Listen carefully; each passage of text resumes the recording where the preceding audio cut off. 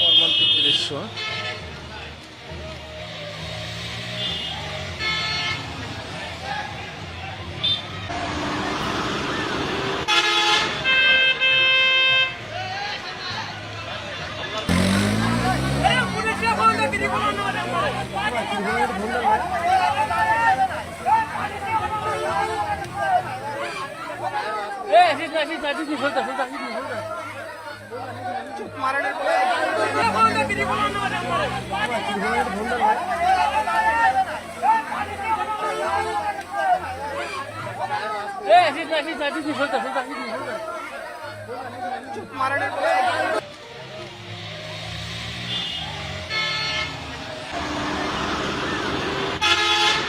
চলন্ত অবস্থায় গাড়িতে আগুন লাগছে।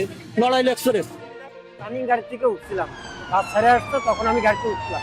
উঠার পরই খানিক দূর আসার পরই দেখলাম ধাম করে একটা শব্দ হলো। আর সাথে সাথে দেখলাম যে 2-3 মিনিট দাঁড়ালো গাড়ি, দাঁড়ানোর সাথে সাথে আমরা সবাই জানলা দিয়ে যেমনি সেমনি লাফ মারি। লাফ মারার পরে আগুন ধরে গেল 2-3 মিনিটের ভিতরে, সময় আর দেয়নি।